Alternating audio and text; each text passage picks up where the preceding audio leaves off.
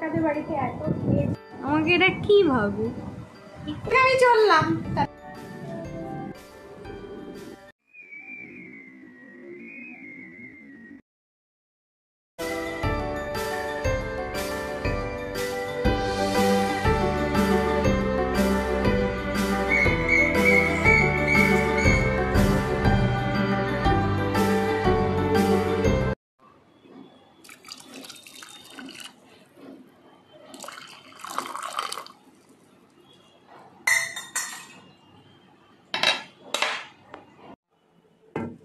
আজকের এবারে রবিবারে সকাল সকাল উঠে আমি মর্নিং ওয়াক করতে না বেরিয়ে, তার কারণ আগের দিন হয়েছে বৃষ্টি আর বাইরেটা ভীষণ স্যাঁতস্যাঁতে আর ঠান্ডা ঠান্ডা, তাই আর ইচ্ছা করলো না সকালবেলা উঠে বাইরে বেরোতে। কিন্তু সকালের ওঠাটা অভ্যাস, তাই উঠেই পড়লাম। আর উঠে এক কাপ কফি নিয়ে তারপর শুরু করে দিলাম আজকের রান্নাবান্না।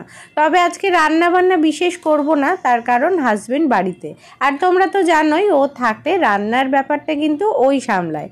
কিন্তু ভাবছি সবাই ঘুমাচ্ছে, চলো কিছু একটা বানানো যাক। তাই আজকে ঢ্যাঁড়সের এই প্রিপারেশনটা রান্না করব, আর যেটা তোমাদের সাথেও শেয়ার করব। ঘরে খুব ছোট ছোট ঢ্যাঁড়স রয়েছে, এই দেখো।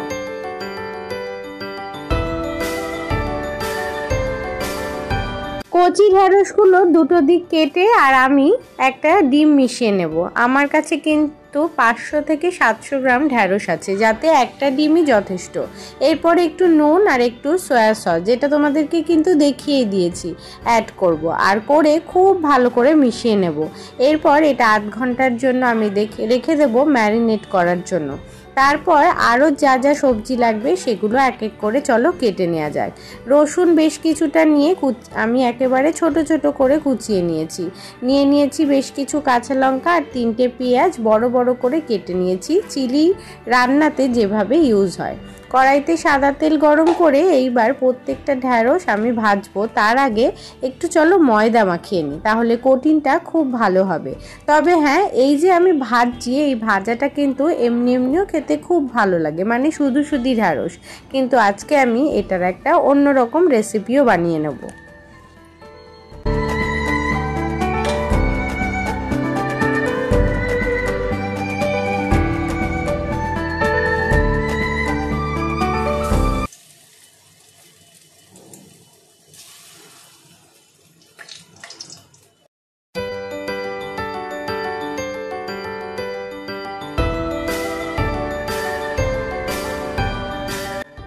প্রত্যেকটা ম্যারিনেট করা ঢ্যাঁড়স আমি আলাদা আলাদা করে ভাজবো। এই দেখো আমি কিন্তু ভেজে নিচ্ছি। আর এতে যে সময় খুব বেশি লাগবে সেটা নয়, কারণ তেলটা আগে থেকেই খুব বেশি গরম করে নিতে হবে। আর ঢ্যাঁড়সগুলো যেহেতু কচি আর অনেকক্ষণ ম্যারিনেট করাই ছিল, সেই জন্য ভাজতে খুব একটা বেশি সময় লাগবে না।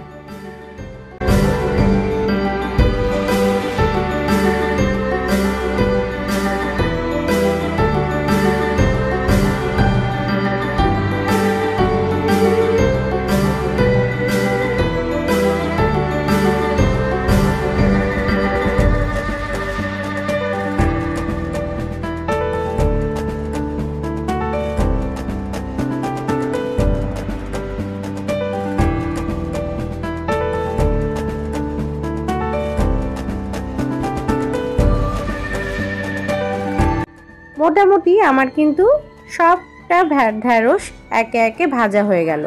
এরপর আমি কড়াইতে আমার কেটে রাখা কাঁচা লঙ্কা আর তার মধ্যে রসুন দিয়ে কিছুক্ষণ নাড়াচাড়া করে নেব। আর তারপর এর মধ্যে অ্যাড করে দেব কেটে রাখা পেঁয়াজও।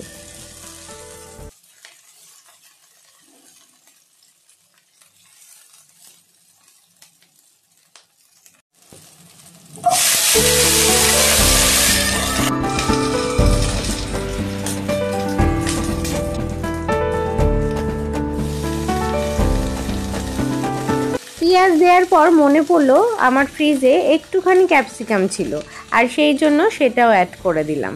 খেতে কিন্তু খুব ভালো লাগে এইভাবে ক্যাপসিকাম দিয়ে দিলে। আর একটু বেশি দিলে আরও ভালো হতো, কিন্তু ঘরে নেই, কি আর করা যাবে।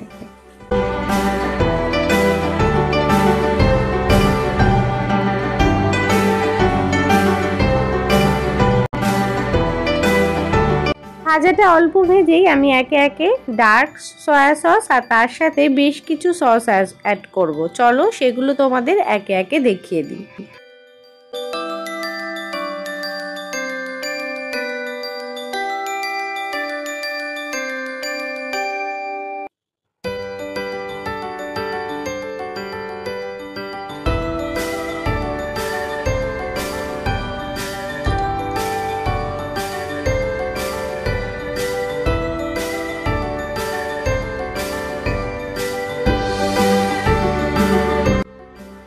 জল প্রত্যেক কটা সস একে একে অ্যাড করা হয়ে গেলে এর মধ্যে আমি দিয়ে দেব যদি প্রয়োজন পড়ে নুন, আর তারপর দিয়ে দেব গুঁড়ো চিনি বেশ কিছুটা, তবে অবশ্যই স্বাদ মতো। এরপর আমি যেটা করব সেটা হলো একটা বাটিতে অল্প কর্নফ্লাওয়ার গুলে নেব জল দিয়ে, আর সেটা অ্যাড করে দেবো।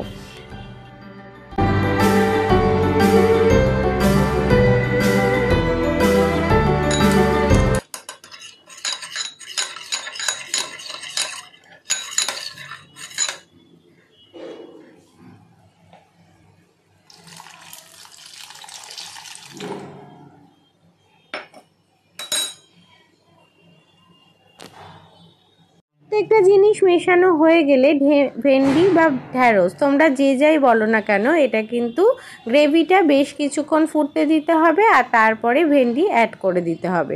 খুব বেশিক্ষণ ভেন্ডি দেওয়ার পর ফোটানোর দরকার নেই, যেহেতু ভেন্ডিটা আগে থেকেই বেশ নরম হয়ে গেছে।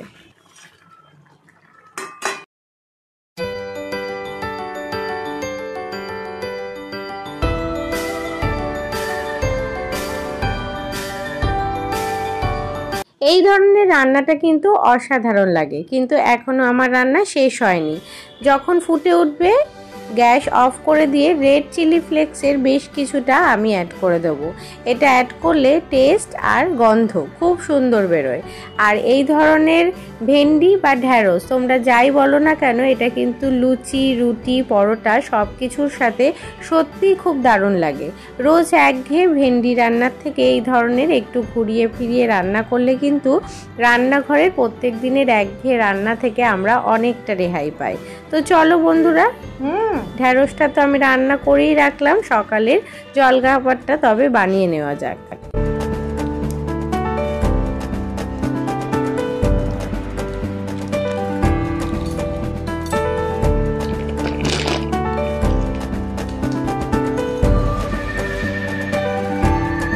আজকে সকালবেলা ভেবেছি ওটস খাওয়া যাক, তাই টক দই, ওটস আর কিছু ফ্রুটসের মধ্যে বাড়িতে শুধু আপেলই ছিল আর সেটাই অ্যাড করে দিলাম, আর কিছু ড্রাই ফ্রুট অ্যাড করব।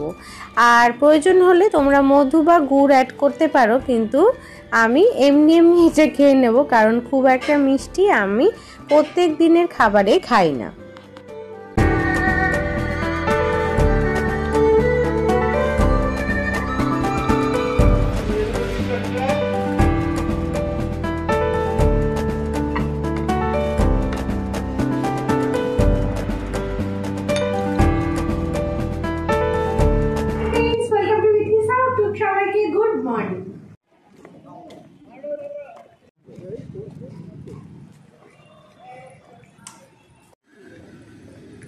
গুড মর্নিংটা অনেকক্ষণ পরেই বললাম, কারণ মর্নিং অনেকক্ষণ হয়ে গেলেও বাইরে যখন বেরোলাম তখন থেকেই সেটা গুড হয়েছে। আজকে আমি যাচ্ছি প্রিয়াঙ্কার বাড়িতে, আর এই মুহূর্তে আমি দোকানে, আর সেখান থেকে প্রিয়াঙ্কার বাড়িতে সেই বিশেষ গেস্টের জন্য কিছু জিনিস নেব। চলো তাহলে দেখে নেওয়া যাক। যেখানে যাব সেখানে আমি যাচ্ছি একটা পুচকেকে দেখতে, তাই থেকে ওর কিছু ড্রেস।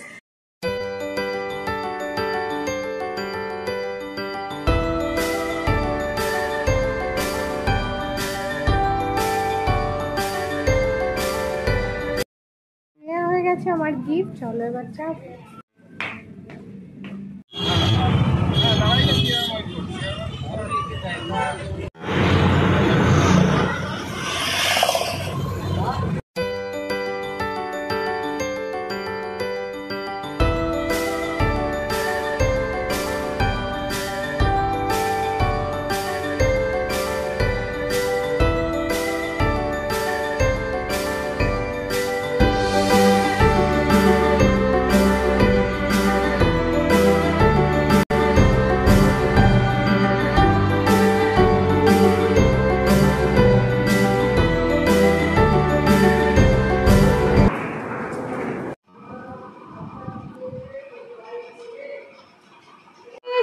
এখন প্রিয়াঙ্কার বাড়ি। আর এই যে অনেকদিন বাদে প্রিয়াঙ্কার সাথে দেখা, আর এই যে প্রিয়াঙ্কার নারায়ণের সাথে দেখা। নারায়ণকে ভালো করে দেখাচ্ছে, এনেছে ছোট্ট নারায়ণ। আমাকে এটা কি ভাবে? প্রিয়াঙ্কাদের বাড়িতে এত খেয়েছি আমি, অর্ধেক ভিডিও করতে ভুলে গেছি। আমি চললাম, টাটা।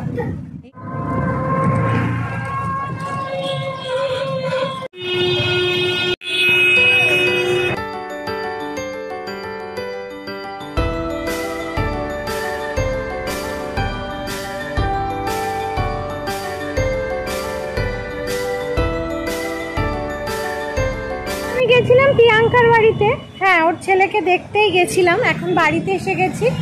আজকে দুপুরবেলাতে আমার কোনো ভূমিকা নেই, দেখো আজকে যেহেতু সানডে, বরেরই রান্না করার পালা। তাহলে দেখি বাড়িতে কি রান্না বান্না হয়েছে আর দুপুরের লাঞ্চ আর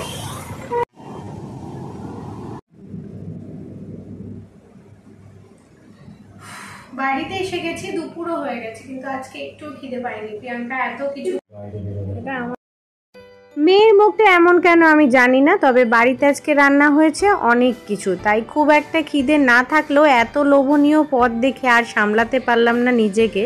তাই রবিবারে জোরদার মেনুর সঙ্গে বসে গেলাম ভুড়ি ভোজের জন্য। বন্ধুরা আজকে টাটা, আসছি তাড়াতাড়ি।